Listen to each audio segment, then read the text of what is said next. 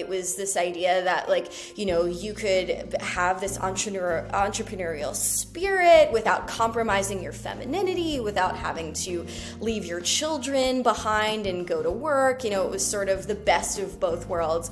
And then, you know, that pseudo-feminist, quasi-feminist energy continued to rebrand itself. So in the sort of Sheryl Sandberg lean-in girl boss era of commodified feminism, you heard all of these companies from LuLaRoe to Beachbody promising the once-in-a-lifetime opportunity to be a boss babe, to be a mompreneur, to be a CEO. That's Amanda Montell, the author of Cultish, The Language of Fanaticism. Now, I find MLMs to be fascinating because while we broadly scoff at their legitimacy, kind of as a society, our broader economic system and culture weirdly mirrors a lot of their unsavory characteristics. In 2021, Amazon Prime released an explosive documentary, Lula Rich. It was one of the first times that the public got to peek behind the curtain at a multi-level marketing scheme, aka an MLM. The 4-episode documentary series chronicles the fascinating rise and fall of LuLaRoe, an MLM I can only describe as a kitschy leggings company, and it provides an unintentionally hilarious character study of the two founders, Deanne Brady and her husband, Mark Stidham. At one particularly humorous juncture, the producer asks the couple, who are being interviewed together, about why female empowerment was so important to the brand. Deanne began to speak, and then Mark interrupted her. It was poetry. What inspired the empowerment of women for you? Can I jump in there and then you can talk? Yeah. So how did getting into LuLaRoe work? Well, it cost $5,000 to buy in with your first load of product and become one of their salespeople, but really the $5,000 buy-in fee was the money that funded the bonus checks of the women in your upline, the people responsible for signing you up and roping you in. The docuseries interviewed women who got in early and did achieve extreme success. One woman who identified herself as the third person to join the company wouldn't even comment on how much money she made, though she admitted she realizes it's impossible for the sellers coming in now to have an experience like hers because, you know, pyramid scheme, and she's at the top. In another scene, a woman on a panel tells this cheering crowd that her last bonus check, so her cut of all the new recruits' buy-in fees, was more than $300,000. And then almost as an afterthought, she adds that her sales for that same time period, the revenue, right, that they were receiving for actually moving the product that they were purportedly in business to sell, was around $18,000. I found myself, though, really empathizing with these women because all they wanted was an opportunity to earn some money, and it's clear that the early sellers did, but there is a pattern that emerges amongst the former sellers who were interviewed. They were primarily stay-at-home moms who didn't have easy access to the traditional labor force. Our guest Amanda illuminated the key nuance here. Social starvation is the number one quality that cults aiming to recruit, and most cults do aim to recruit, look for. And the type of social starvation that, you know, middle class to upper middle class white mothers who are staying at home with their kids endure is perfect because it's not the sort of starvation that makes a person like totally on the outs in life. They are not, you know, at their absolute last dollar. They are not in a particularly desperate situation, but they are feeling extremely lonely and isolated. Perhaps, you know, they have plenty of resources. Perhaps they are, you know, admired or well liked in the community, but they still feel this profound void, this sense of lacking in their life because they're home alone with their children all day long, which is a famously difficult and sort of stratifying experience. You get the sense that because middle and upper middle class women who stayed at home with their children were lonely but not without resources was a key reason why even from the beginning MLMs found them to be the perfect sales reps. There was this woman named Brownie Wise in the 40s who was involved with Tupperware. Everyone probably is familiar with, you know, Tupperware parties. That's a part of our American lore. And she partnered with this guy whose last name was Tupper and made, kitchen storage. And she thought that not only would, women at home really appreciate this type of kitchenware, but also they would make a powerful sales force. And so she really pioneered the multi-level marketing industry as we know it now. And the multi-level marketing industry has always used the sort of pseudo mainstream feminist rhetoric that was trending at the time. So Tupperware was promised to be the best thing that happened to women since they got the vote. It's interesting the way in which feminism and individualism are almost inextricably linked in this rhetoric, but still operating within a traditionally acceptable mode of femininity. It didn't pose any real threat to the status quo, right? It still kept women out of the traditional labor force. And in that way, it didn't really solve the problem that many women with caretaking responsibilities still face today, which is achieving financial independence and economic autonomy. And now, in a slightly different era, the sort of post-COVID era, a lot of MLMs are promising a sort of like holistic, all-natural, organic, mystical, magical, Gwyneth Paltrow goopy kind of aesthetic. So the industry has just always targeted this population of people who were vulnerable because they were lonely, but also who believed that the American dream could be theirs for the taking. There are pretty chilling clips of Deanne and Mark just berating retailers in their little motivational pump-up calls and mocking the very real issues that the sellers were having once there were 50,000 of them trying to unload defective inventory in towns that were just glutted with other LuLaRoe sellers. And it was in stark contrast to this kumbaya, girl bossy language that Deanne used in her interviews in the series. There were more retailers that were saying, well, I kind of want to do that. And I thought, okay, come along, let's do it together. It's going to be so fun. Both Deanne and Mark relied heavily on language that emphasizes individual responsibility and hustle, coated in a thick, pink, sparkly layer of female empowerment. And we can learn a lot from this language employed to recruit the new salespeople. In a podcast about MLMs called The Dream,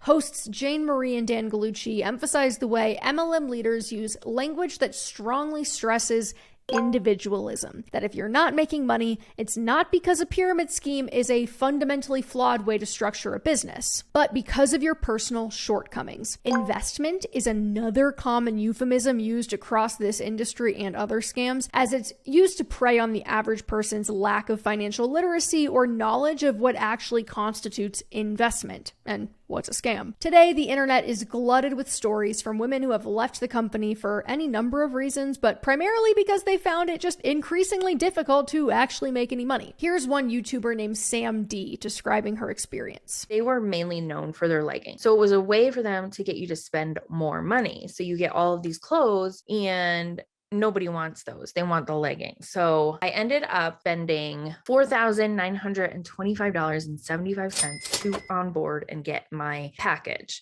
And that was the lowest package I could get. And I split it between 2 credit cards and a debit card. At that time, my husband and I were not in the best of places, and I saw this as an opportunity to make a ton of money fast and get out and get our house. That didn't happen. Now, this is a common through line. The LuLaRoe tagline, full-time pay for part-time work, was often spring-loaded with promises of quick returns. It's not entirely unlike the promises of pump and dump scams for shitcoins and meme stocks, because no, men are not impervious to the MLM model. We saw young men experience this at scale in 2022 after a series of rug pulls in the crypto world. Charismatic crypto leaders had emerged and convinced other young men about which coins were going to the moon. Everyone from Roaring Kitty, the YouTuber who helped pump GameStop while posting anonymously on Reddit's Wall Street Bets because he had a massive position in the stock, to Atlas Trading, a group of young men who would post about stocks they liked and urge their followers to pour more and more cash into them, only to sell their own shares once the price had been sufficiently pumped. They promised their followers it was an easy enough investment to get rich quickly, and people lost their shirts when the rug was pulled from underneath them. Though it is hard to dispute that MLMs in particular tend to target women. After watching Lula Rich, I found myself wondering, would universal higher ed and universal childcare put the nail in the MLM coffin? Like, if every person, regardless of your background or your family situation, if you had the opportunity to participate in higher education and dignified labor with access to quality childcare, would the current sales pitch for MLMs lose its luster, or will there always be a market for shortcuts? Amanda came to a similar conclusion. The fact that Americans are left generally existentially high and dry whenever they lose their job or get sick or confront something like a pandemic or even a personal tragedy, the fact that we are left feeling so very much on our own paves the way for these alternative fringe communities to step in and say, like, oh, okay, the government isn't helping you, the healthcare system isn't helping you, you're not a Protestant anymore, join my manifestation circle. And not all of these groups are equally destructive. Some are net positive. So when we're left feeling socially unmoored, we're lonely, we're poor, we're sick, or we're just like not feeling ourselves, of course we're going to become vulnerable to these groups. Most of us think about MLMs and other predatory get-rich-quick schemes as obviously phony and exploitative, but to me, the overall promise that attitude and hard work and individual merit will unlock these riches that are right around the corner and yours to claim is pretty obviously related to the concept of the American dream, which got me wondering, where exactly did the American dream come from? The American dream as a coined concept is less than 100 years old, and it originated in a book published in 1931 called The Epic of America. And the author, James Truslow Adams, described it as that dream of a land in which life should be better and richer and fuller for everyone, with opportunity for each according to ability or achievement. And of course, it is difficult to separate the American dream as a concept from capitalism as a construct, the means by which new wealth is created and free markets separate the winners and the losers. It all looks and feels secular, but its fundamental, if implicit, teachings about the right or wrong way to live and work are rooted in ideas that first took hold in the Protestant Reformation. Here's Amanda again. The Protestant Reformation and Calvinism really planted the seeds of what we now conceive of as the American dream. That is what established the Protestant ethic, which connected ideas of labor with religious ideas, and that evolved to signify, the idea that when you work hard and you make money, that is pleasing to God, which is really contradictory to the sort of blessed be the poor messaging that was, once attributed to Christianity. This same through line, core beliefs about the messy connections between worthiness, individual aptitude, and salvation is the very bedrock of our Protestant work ethic infused American capitalism. Part of what makes this language so powerful is that it absolves the system around you of any fault. So in the LuLaRoe world, that meant telling sellers that if they couldn't cut it, it was due to a personal failing, not just because they were the bottom level of a house of cards. There's a reason that Mark, Dean, and MLMs in general hit that individual responsibility language so dang hard, because it's a distraction from the fact that the business model within which those individuals are operating is totally illogical, not to mention questionably legal. And it's around this point that I feel I have no choice but to point out the most literal example of this connection between worldly riches and eternal salvation. Megachurch pastors conducting large-scale grift for Jesus. A YouTuber named James Janney breaks it down. The wealth of these preachers, they're not seen as gross or hypocritical. In fact, they're seen as proof that the teachings work. It's seen as them actually practicing what they preach. The extravagant lifestyle, that's not a mistake or a flaw. It's a feature of the prosperity gospel. Now, I was raised Catholic, so I've spent 2,400 hours in Catholic religion class. I'm no theologian, but I did learn over those 2,400 hours that Jesus wasn't exactly rolling in it. His teachings were pretty explicitly pro-meek and downtrodden poor, so I'm not entirely sure how we went from blessed are the poor to God has blessed me with this tax-exempt Gulfstream PJ. I'm more interested in how the money is generated, and it doesn't get more unethical of a promise than it does with the prosperity gospel. If you're accustomed of giving $10, go to 20. Go up to 70, 80, 100.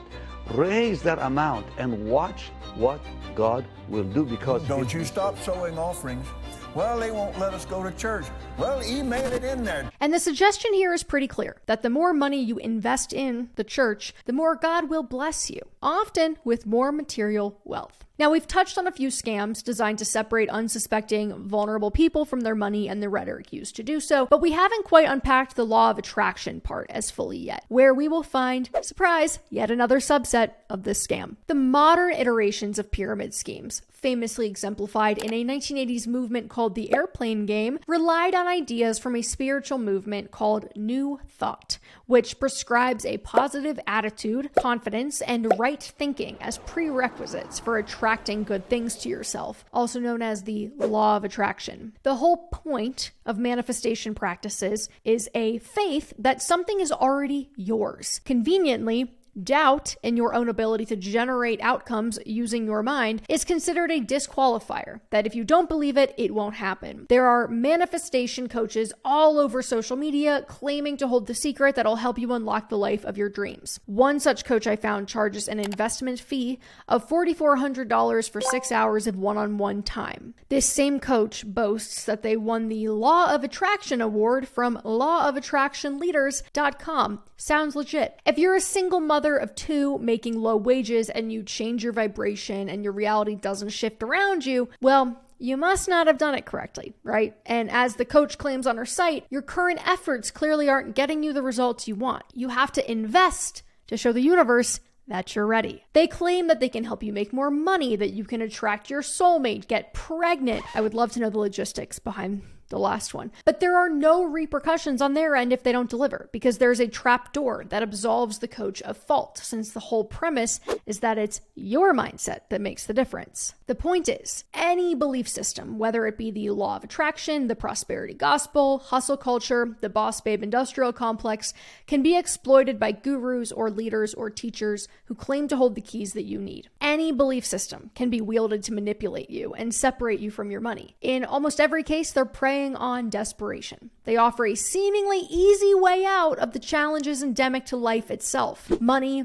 love, business, self-esteem, our relationship with the higher power, and not by teaching you legitimate skills, no, but through get-rich-quick methods and empty promises. All I know is that there is no such thing as a free lunch, and unchecked greed left untouched by regulatory measures can lead people down exploitative paths. The idea that you can become an entrepreneur without any of the risks, or give money to a church that will ensure God blesses you with more material wealth, or pay $4,000 to a stranger you met on the internet who's going to help you attract your soulmate, are all variations of the same promise that there is a shortcut you can take to getting what you want, and that someone else knows the secret for a price. And if you want to hear the full episode of this week's Money with Katie show, click the link in the description of this video. And before we go, comment below what you thought the most interesting part of our conversation was today. And remember to like and subscribe to our channel. I will see you next week, same time, same place on the Money with Katie show. Our show is a production of Morning Brew and is produced by Henna Velez and me, Katie Gatti-Tassan. Devin Emery is our chief content officer, and our video editors are Christy Muldoon, Sebastian Vega, and Nicole Friedman. Additional fact-checking comes from Kate Brandt.